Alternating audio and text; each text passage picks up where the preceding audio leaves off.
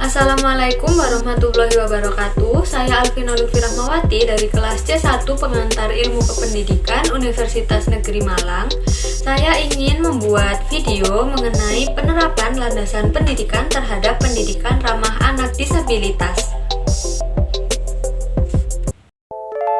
Landasan pendidikan adalah asumsi-asumsi yang menjadi dasar pijakan atau titik tolak dalam rangka praktek pendidikan atau studi pendidikan. Landasan pendidikan terdiri atas filosofis, sosial budaya, ekonomi, historis atau sejarah, psikologis, antropologis, yuridis, dan iptek. Landasan filsafat pada pendidikan merupakan hasil pemikiran dan perenungan secara mendalam sampai ke akar-akarnya mengenai pendidikan. Filsafat sangat berperan penting dalam dunia pendidikan, yaitu memberikan sebuah kerangka acuan bidang filsafat pendidikan guna mewujudkan cita-cita pendidikan yang diharapkan oleh suatu masyarakat atau bangsa. Penerapan landasan filosofis pada pendidikan ramah anak disabilitas bisa kita lihat pada dasar negara kita sendiri, yaitu Pancasila. Pancasila, sila kedua yang berbunyi keadilan sosial bagi seluruh rakyat Indonesia, mengartikan bahwa semua rakyat Indonesia akan memiliki hak yang sama, termasuk untuk hak pendidikan. Dari rakyat normal maupun rakyat yang disabilitas memiliki hak-hak yang sama. Nah, lalu pada semboyan negara kita, yaitu Bhinneka Tunggal Ika, yang mengatakan bahwa kita berbeda-beda tetapi tetap satu. Jadi, pendidikan tidak boleh melakukan diskriminasi termasuk kepada penyandang disabilitas, dan kita harus merangkul para penyandang disabilitas dalam berbagai bidang termasuk pendidikan. Selanjutnya, landasan sosial budaya. Dengan pendidikan, maka budaya dalam masyarakat dapat dibentuk, dikembangkan, dilestarikan, dan dapat diwariskan kepada generasi muda. Dengan budaya, maka pendidikan akan berjalan sesuai dengan baik sesuai adat dan aturan yang berlaku di dalam masyarakat. Lalu, sekolah dan masyarakat adalah lingkungan hidup yang tidak dapat dipisahkan. Sekolah sebagai tempat belajar, sedangkan masyarakat merupakan tempat implikasi dari proses pendidikan dan pengajaran di sekolah. Masyarakat sebagai salah satu pemilik sekolah mendukung dan berpartisipasi dalam meningkatkan pendidikan di sekolah. Bidang sosial budaya sangat erat kaitannya dengan masyarakat, baik masyarakat di rumah maupun masyarakat di sekolah. Hal yang kita bisa ciptakan untuk para penyandang disabilitas adalah kita harus menciptakan lingkungan sekolah yang ramah pada anak disabilitas. Jadi anak disabilitas bisa merasakan sekolah seperti anak-anak pada umumnya. Nah, para penyandang disabilitas ini harus diberikan kesempatan ya untuk mengikuti pembelajaran, untuk berteman dengan anak-anak yang lain, untuk mengembangkan bakat minatnya dan lain-lain. Ekonomi adalah bidang keilmuan yang dapat menyelesaikan permasalahan kehidupan manusia melalui seluruh sumber ekonomi yang tersedia berdasarkan teori serta prinsip dalam suatu sistem ekonomi yang dianggap efektif dan efisien. Ekonomi memiliki peran dan fungsi dalam efisiensi dan efektivitas pada biaya pendidikan, sedangkan pendidikan merupakan investasi dari suatu bangsa.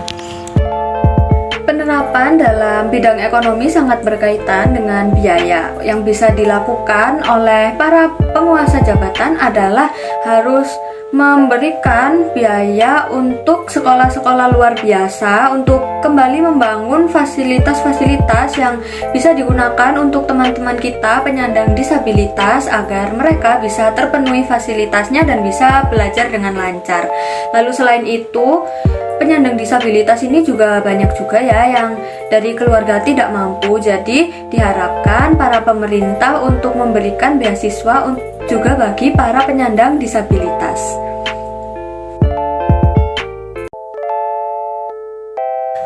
Sejarah adalah keadaan pada masa lampau dengan segala macam kejadian atau kegiatan yang berpengaruh pada masa sekarang ini.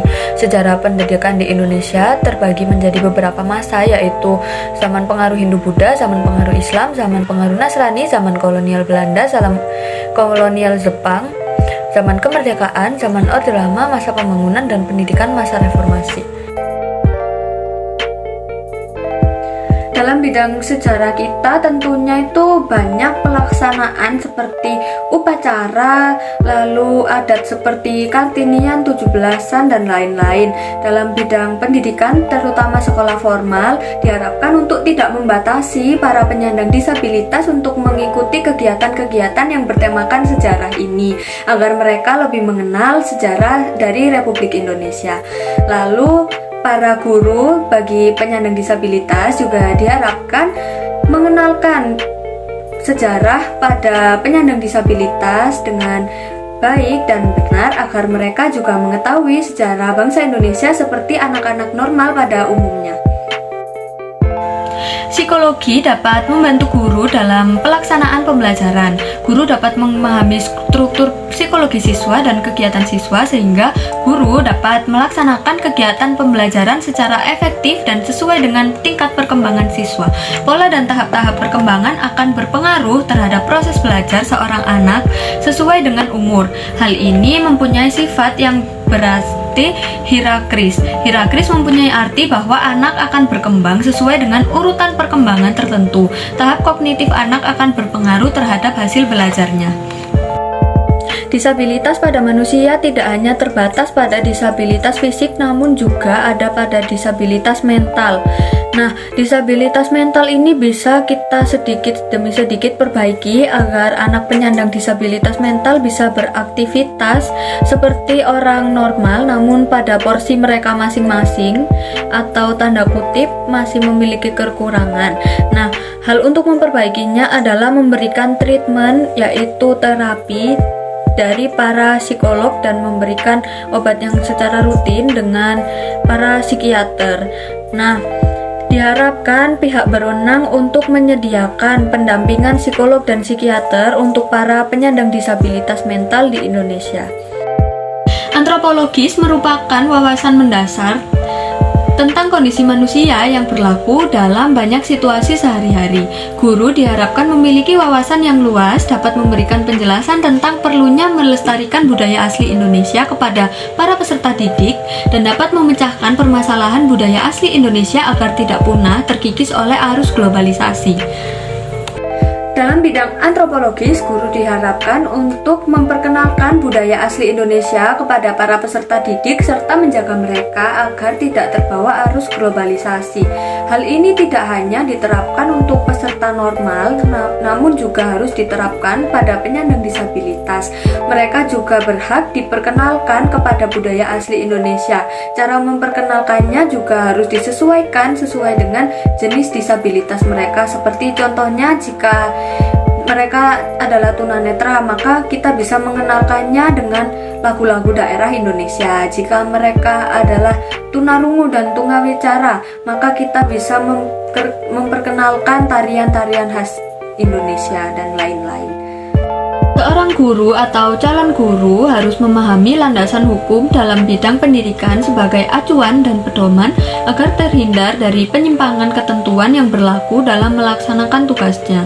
Seorang calon guru atau guru tidak hanya paham tentang ketentuan undang-undang pokok dalam bidang pendidikan saja, tetapi perlu memahami undang-undang dasar, undang-undang, peraturan pemerintah, dan peraturan menteri dalam bidang pendidikan. Penerapan pada bidang yuridis adalah dengan membuat peraturan perundangan tertulis untuk mengatur hak-hak yang bisa didapatkan oleh para penyandang disabilitas. Contoh dari undang-undang yang mengatur ini adalah Undang-Undang Nomor 8 Tahun 2016 yang memiliki inti sebagai berikut, yaitu bahwa NKRI menjamin kelangsungan hidup setiap warga negara, termasuk para penyandang disabilitas yang mempunyai kedudukan hukum dan hak asasi manusia yang sama sebagai warga negara Indonesia. Nah, salah satu hak asasi manusia ini juga adalah hak untuk mendapatkan pendidikan. Jadi, pendidikan untuk anak disabilitas ini juga diatur dalam Undang-Undang Resmi Republik Indonesia. Lalu selanjutnya, untuk mewujudkan kesamaan hak dan kesempatan bagi penyandang disabilitas untuk menuju kehidupan yang sejahtera. Ilmu pengetahuan dan teknologi merupakan salah satu hasil dari usaha manusia untuk mencapai kehidupan yang lebih baik, dimulai dari semenjak manusia hidup. Pada era teknologi informasi ini, peran guru telah berubah menjadi fasilitator, motivator, dan inisiator. Peran pendidik tidak dapat digantikan oleh siapapun dan apapun. Dalam era yang serba canggih saat ini, tentunya hidup kita tidak lepas dari perkembangan teknologi. Penyandang disabilitas dalam sekolah atau dalam bidang pendidikan juga berhak untuk diajarkan mengenai ilmu pengetahuan dan teknologi-teknologi pada masa kini. Sekolah diharapkan memberikan mata pelajaran mengenai teknologi seperti TIK kepada para penyandang disabilitas disesuaikan dengan disabilitas yang mereka miliki. Untuk tunanetra mungkin kita bisa mengajarkan mereka untuk menggunakan handphone secara sederhana untuk menelpon. Cukup sekian yang dapat saya sampaikan. Untuk kekurangannya saya mohon maaf sebesar-besarnya. Terima kasih. Wassalamualaikum warahmatullahi wabarakatuh.